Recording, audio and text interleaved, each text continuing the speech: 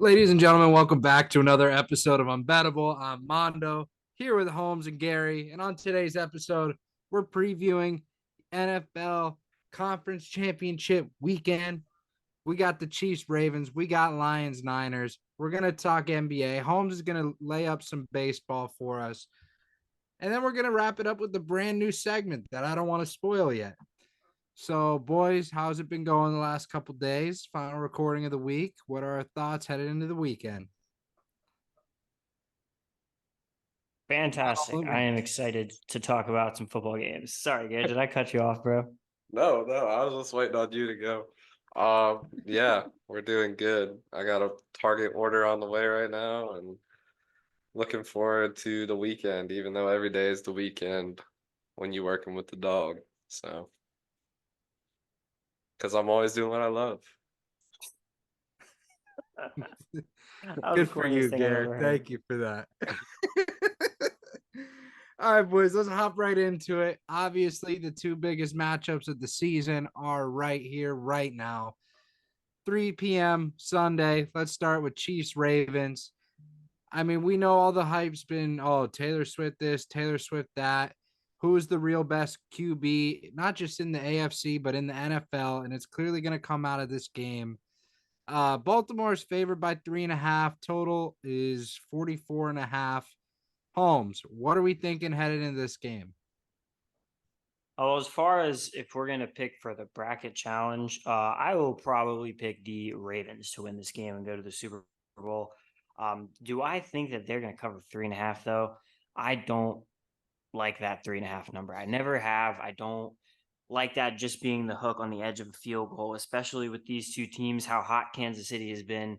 Um, I mean, as good as Baltimore has looked at home in the playoffs in that last game against Houston, I mean, this is going to be a really, really tough matchup. It is just nobody has been able to like actually defeat Patrick Mahomes so far. You know, most of the matchups he's been in the playoffs, he's gotten wins. He's gotten a ton more wins than losses. So at this point, this is going to be a really exciting game to watch. If I were to look at anything from the outside here, I mean, I don't have anything bet on this game yet. It'll probably take me a couple days just to at least figure out what I want to do.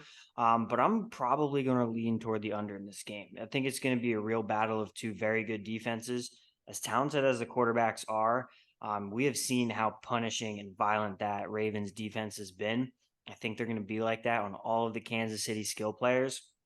And I think these quarterbacks are just going to have to find creative ways to make plays happen because these defenses are going to be really, really tough to gain explosive plays on.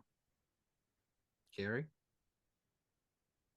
Yeah, I agree with most of what Holmes said, except the 3.5 number. I'm taking Ravens minus 3.5. I think they're absolutely going to walk the Chiefs this game. Everybody talking about, oh, KC got Travis, or not Travis Scott, sorry. KC got Taylor Swift. Guess who Lamar got in his corner? The one, the only, OG Flautigit Kodak Black. And I don't know you, but in a fight, I'm taking Kodak over Taylor, straight like that.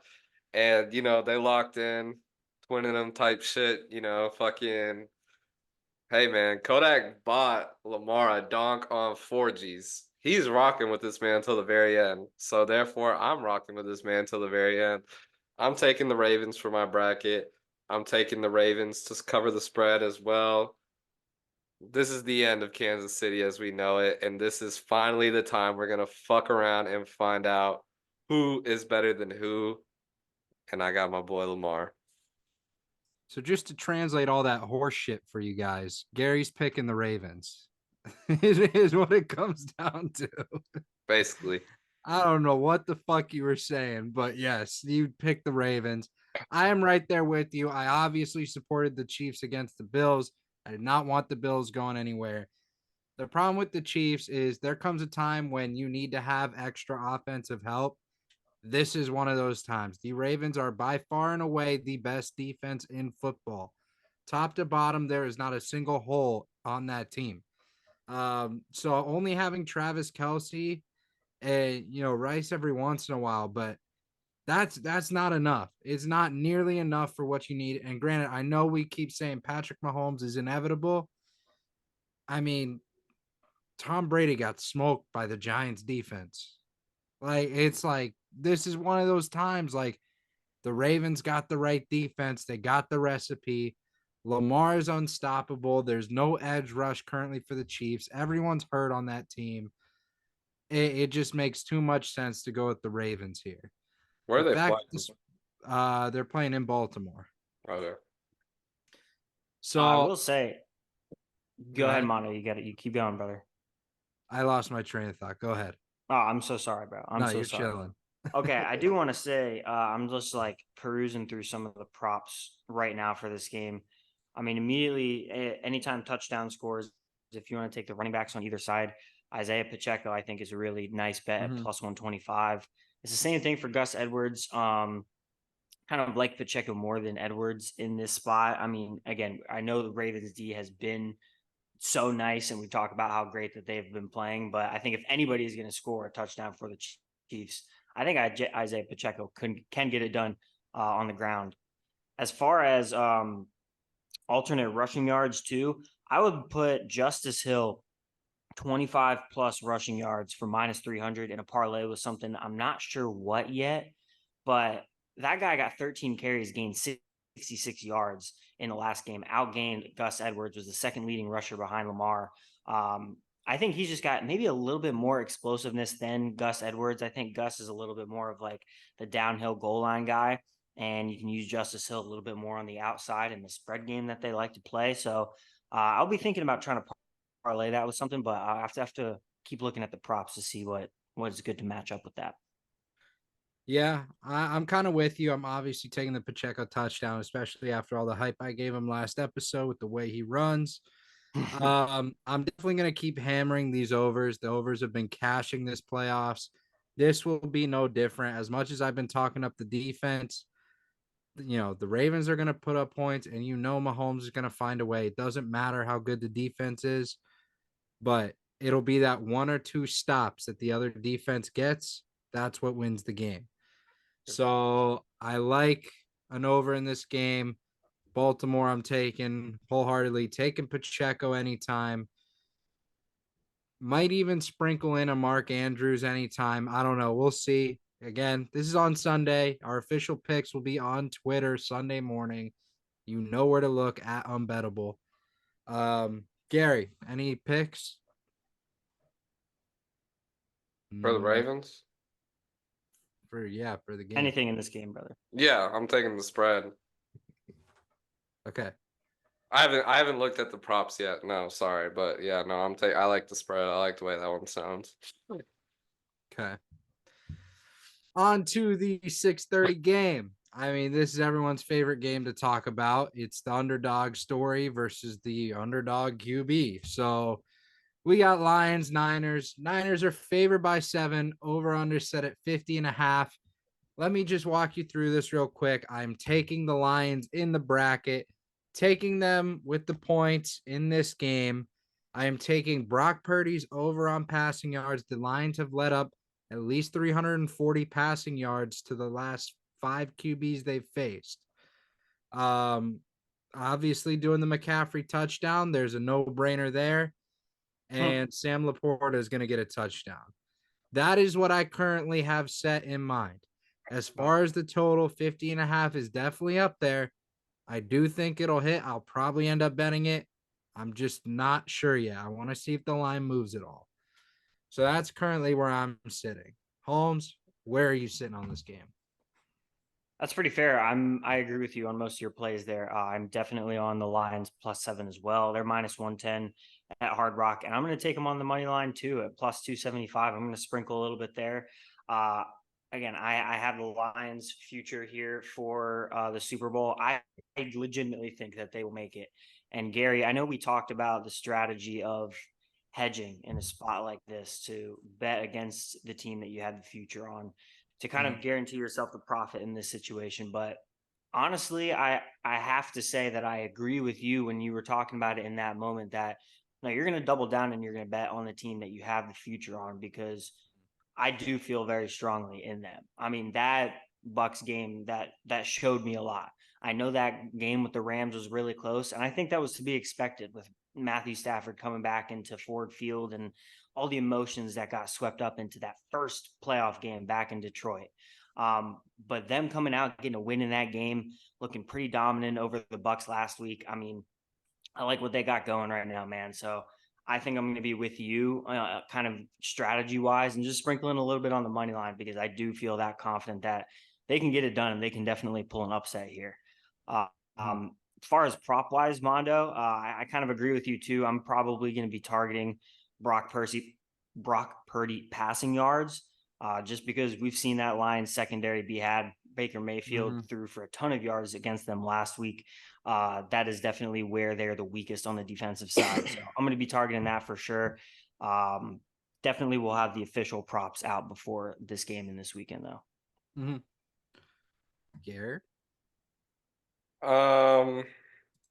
Yeah, so this game is a lot like because I'm conflicted on this one. Let's put it that way. To say it's simple enough, I'm conflicted from a personal standpoint, not from a logical standpoint, because I remember talking about this earlier in the pod, but one of my neighbors is going to get a tramp stamp if the Lions win the Super Bowl.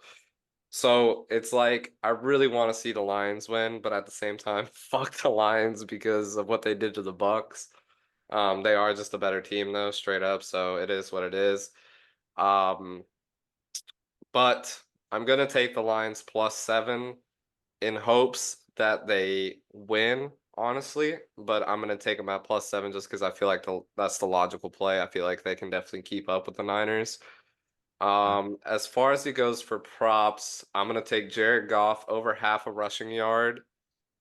I took this last week and I was really confused because I thought that it was just like not necessarily a glitch, but like I was like over a yard. Like, come on, bro. Like he'll scramble eventually, like everybody does. So I just looked at the line again. It's at over a half again. So I'm gonna take that again just because I feel like it has to hit. Um, Jameer Gibbs, over 47 and a half. I'm gonna take that as well. And then with the passing yards, we got Jared Goff set at 280, 258 and a half. I like that over as well. I feel like the Lions are going to have to rely on the pass a lot. I feel like this game is kind of going to be decided by big plays. Um, so I'm going to take them at over 258 and a half for the passing yards over.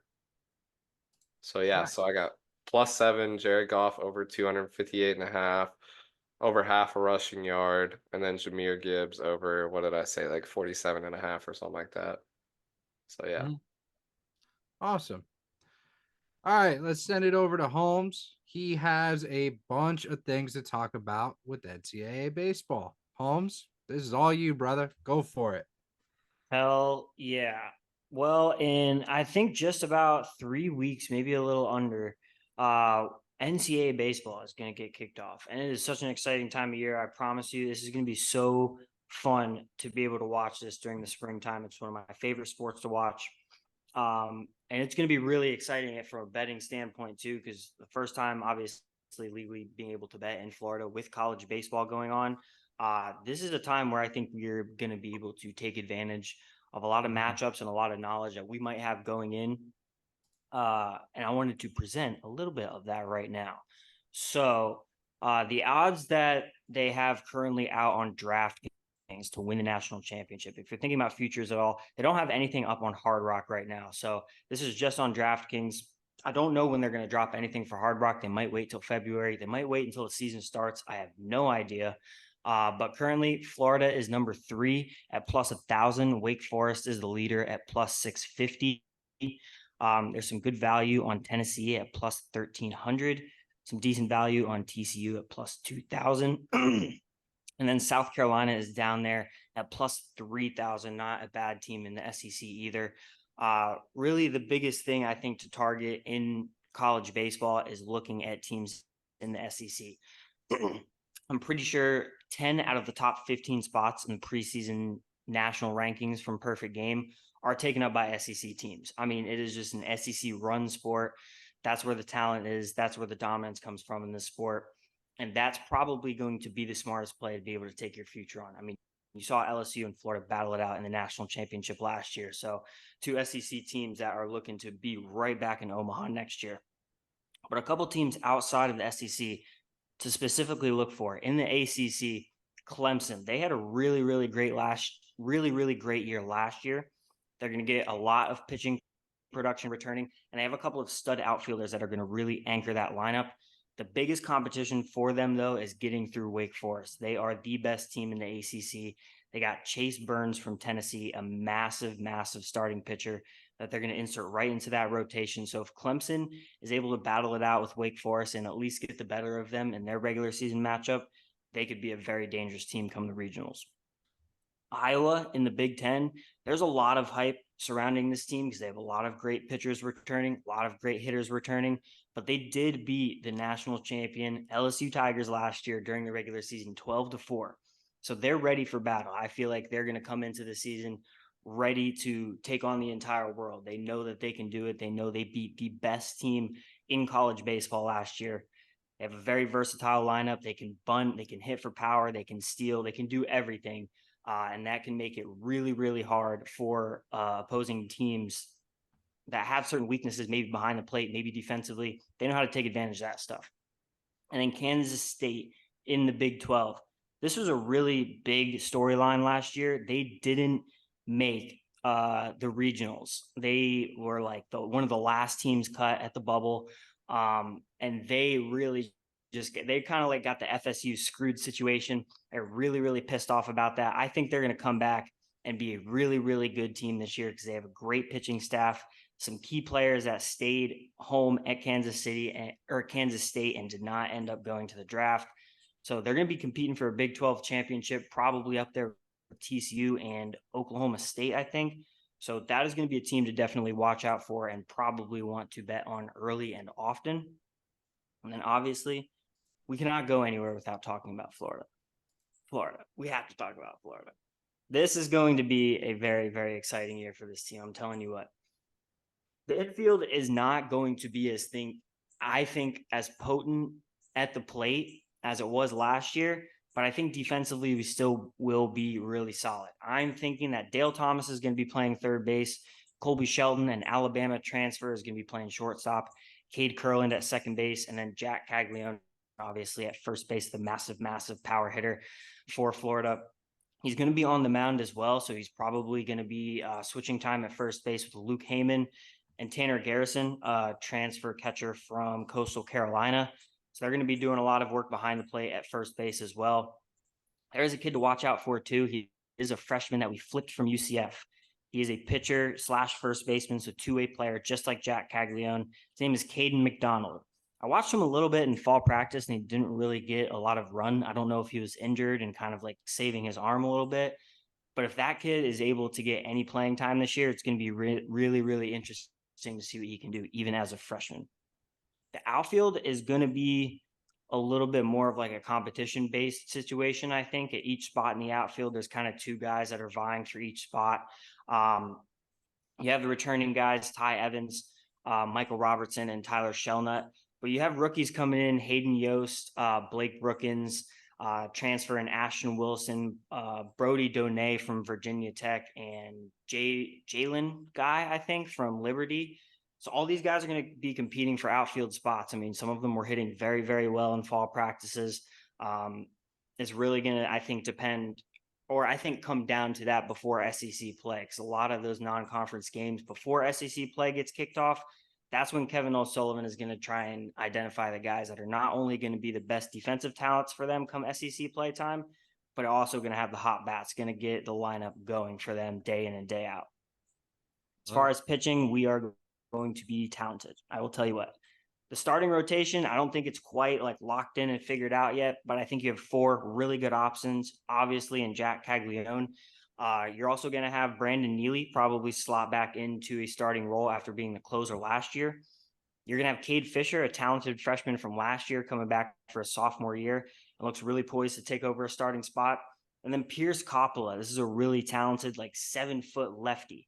Still hasn't gotten on the mound in 2 years, though, after so many injury problems. So really hoping he can get started into this starting lineup this year, because that man will be a force on the mound.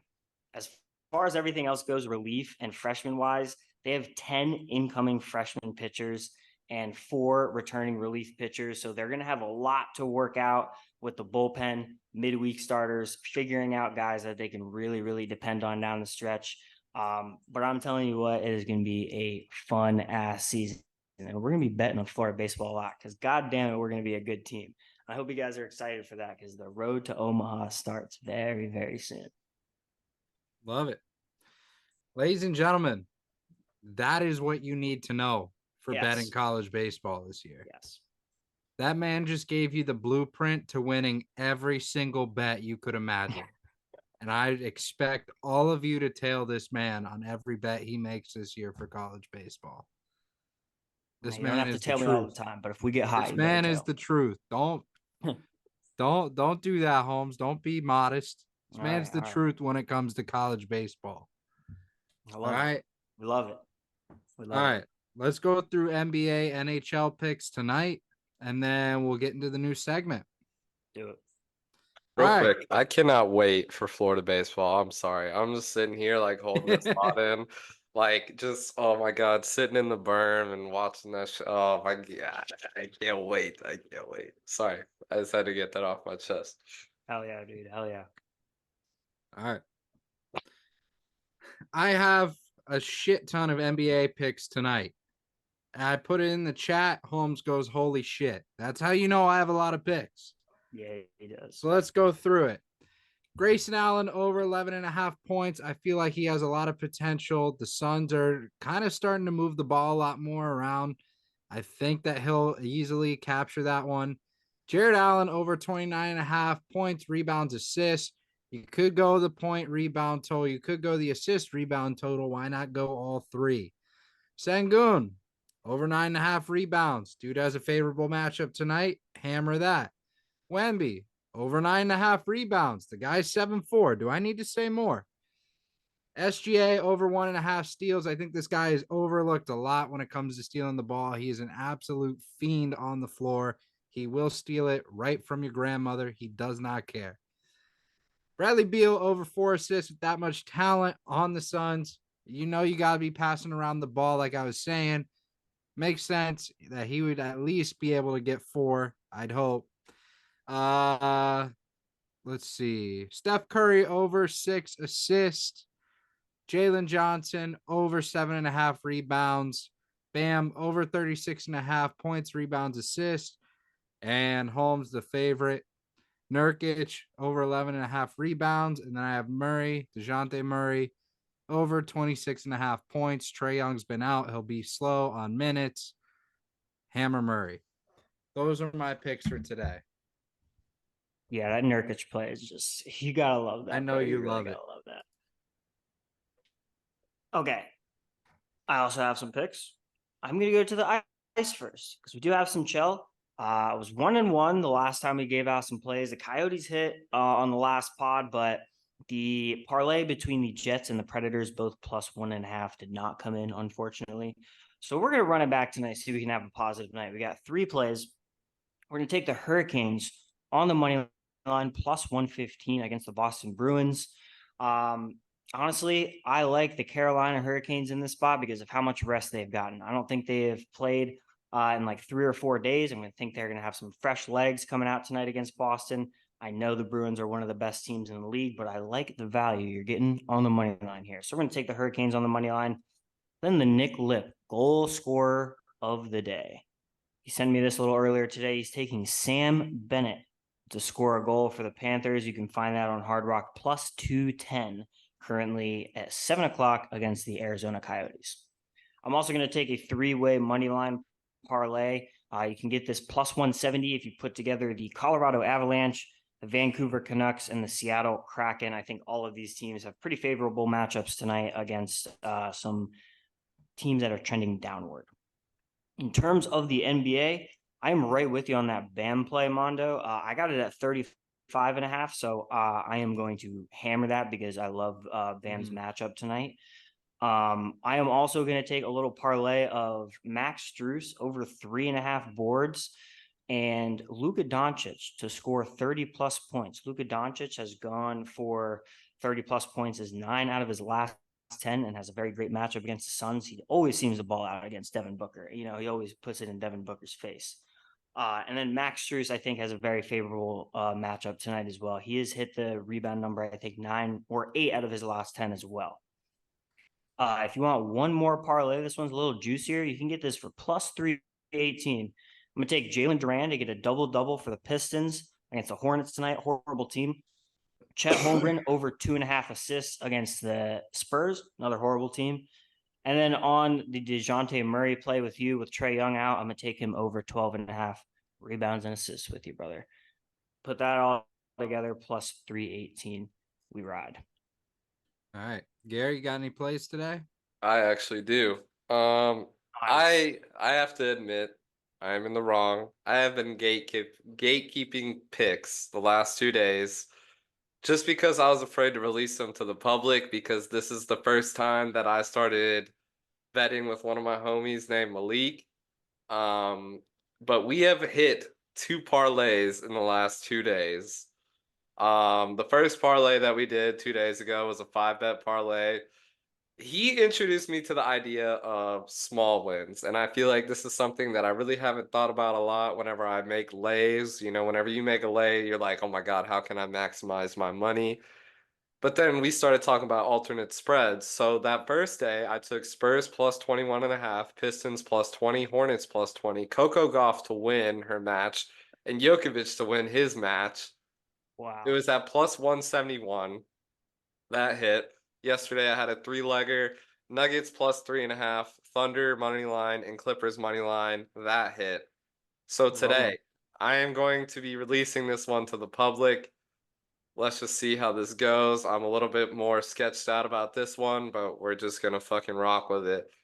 Taking the Wolves money line. This is all parlay, by the way. Wolves money line. Hornets plus 10. Rockets money line. Mavericks plus 9.5. All a parlay. 10 to win 22.89 is what I have it at right now. So yeah. It's a little test run. I'm releasing this one to the public. If it doesn't work out, I'm probably going to cry. I apologize for gatekeeping. I was just a little bit afraid. This is the first time I've dipped my big toe into the world of NBA betting. But we're hitting. So let's just see what happens. You're crazy. If you're feeling a little saucy tonight, you can lay minus 170 with Florida tonight against Mississippi State at home. They're minus 3.5. All right, Gary. Let's see how it goes. Don't ever do that again. All right. Today's new segment. And it's actually going to be something that you guys can talk about in the comments on Twitter. You can post about it. Essentially, what we're going to be doing is we're going to take different topics, different foods, different sports, different this, that, whatever. We are going to go through a list of 10 that I put together. We are then going to rank them, and I will give them odds once the episode is over, and we will put out a graphic. Fair. So that's kind of the idea here. So today's topic is ways to eat a potato. Please note, before we get into this is not different types of fries. We will do that in a separate episode. So there won't be a bunch of selections of fries. So gentlemen, I have 10 different selections. I'm dropping them in the chat now. Oh, we don't get to make the ideas? What? We don't get to create the ideas on how to eat the potato? We will. I just didn't think this one through ahead of time. So this is how we're doing it today.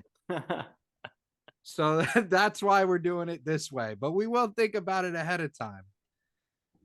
Okay. So those are the 10. So every graphic, there will only be 10. Our job is to rank them how we see fit.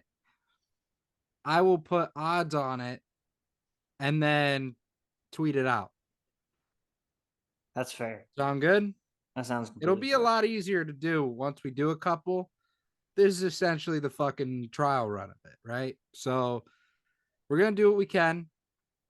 Let's get started. I think the no-brainer odds-on favorite would be French fries, right? So let's just say, yeah, we have 10 here. The list is fries, mashed, hash browns, roasted, potato skins, tater tots, chips, baked, raw, and potato salad. Have you guys seen that video of the guy that's like roast potatoes? Have you seen that? Oh, what? No, Gary. Okay. No, I haven't. It's in the same video where the guy's like, Gary, pumpkin! I have a full-on career. I am working all day long. No, I have not seen that fucking You've seen the video. pumpkin video though, right? Where the guy is like, pumpkin! You never seen that? Yes. It's in the same video as that. He's like, roast potatoes. Okay, Gary. So let's just go through it.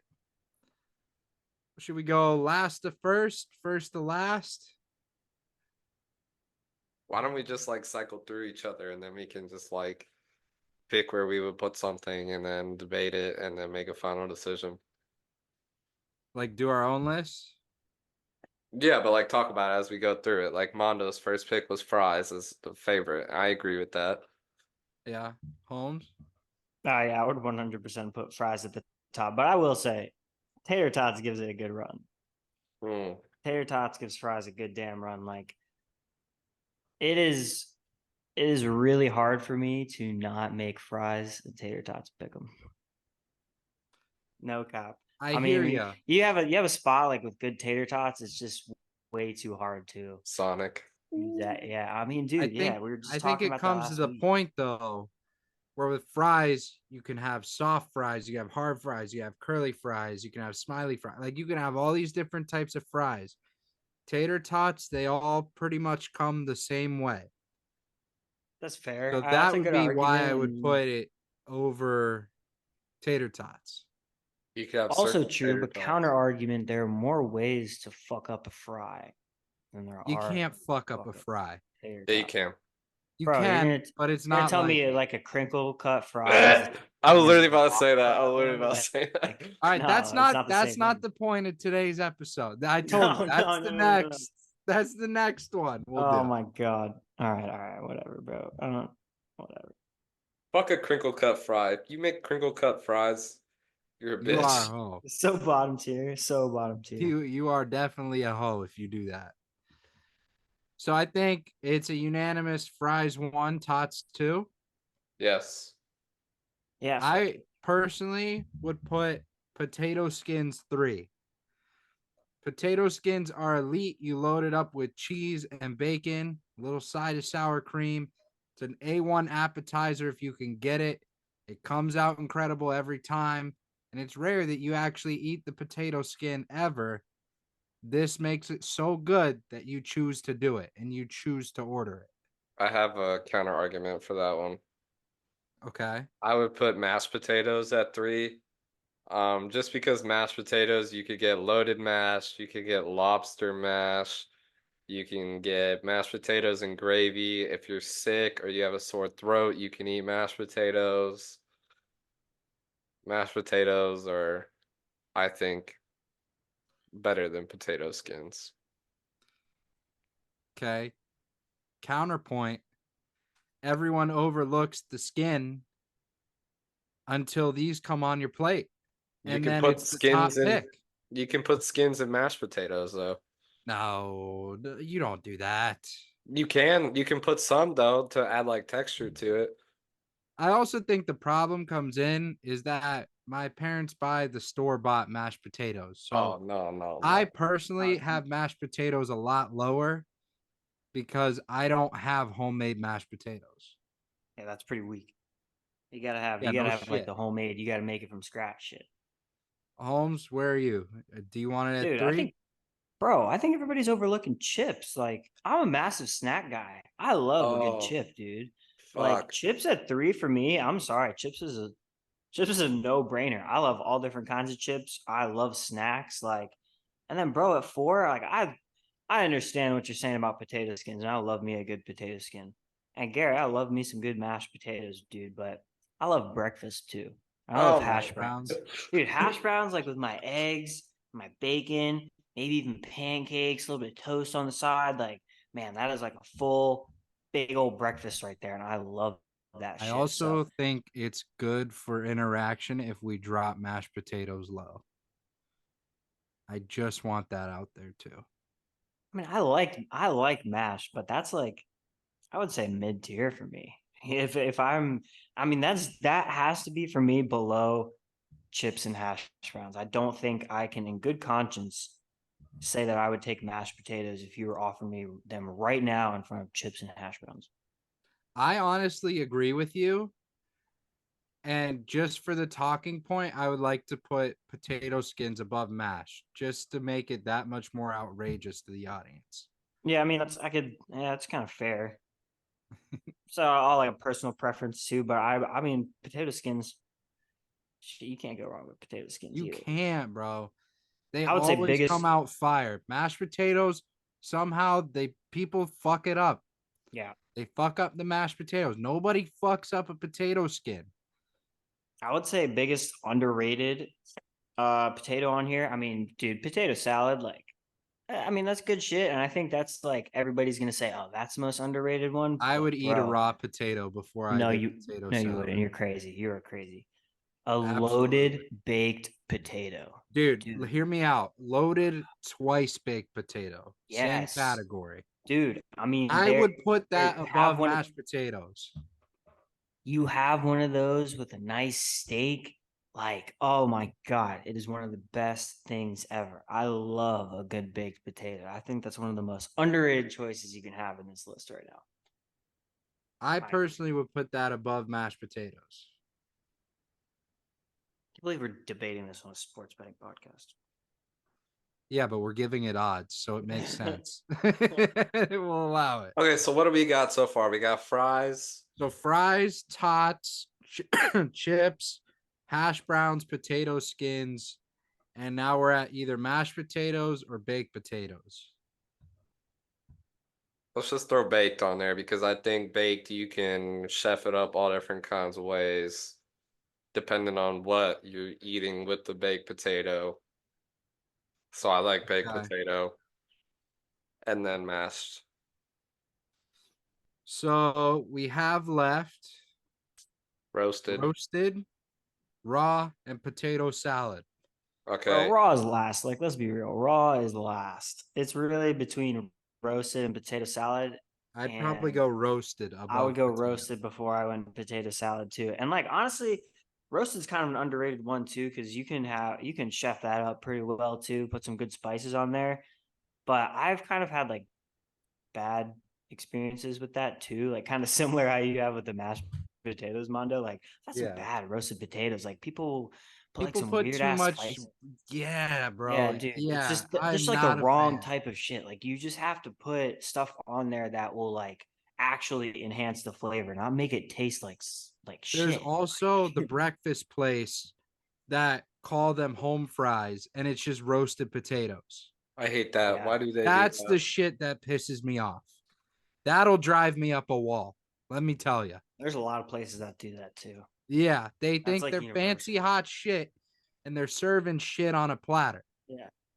Nah, that's why you say no. Give me Uh-uh. hash browns, Yes, bitch. Like that's that's why what I it's a want. higher pick. Exactly. I think that's a fair list. Like I would totally rock with that. Oh, 100%. Gary, you like it? Yeah, raw definitely lasts, bro. I have like a little personal story. My great grandpa was a POW in Korea, or was it Korea? Yeah, Korea.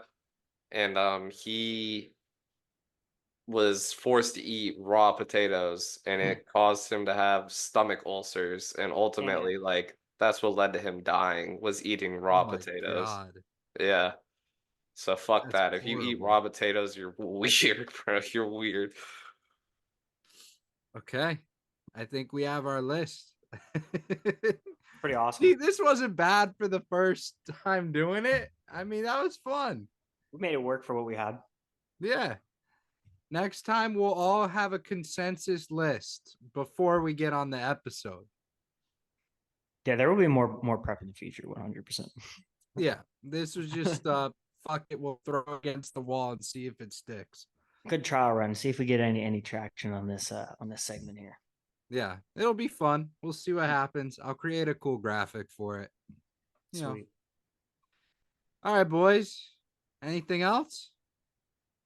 Shit, that's it for me, man. Good luck, everybody. If we do not have an episode before this championship weekend, man, just enjoy the football games. This Yes, is sir. this is some of the last football we're gonna have before the big old game in a couple weeks. So, man, enjoy it. This is gonna be exciting. Cannot wait to watch. And stay on the lookout for a Big Dog Media Super Bowl special like we did last year. Stay tuned. We That's will coming. be grinding that. If you enjoyed the episode, please make sure to like, subscribe, share with absolutely everyone you know. It does help us grow. Look at our beautiful little pupil here, Gary. He's beginning to sprout, not like a weed, like a flower. He's working his ass off, trying to grow the social, trying to grow the YouTube, all while I'm at work. I'm very proud of him. Go subscribe for him. Do it. So he passes his internship. We will see you on the next episode. Peace.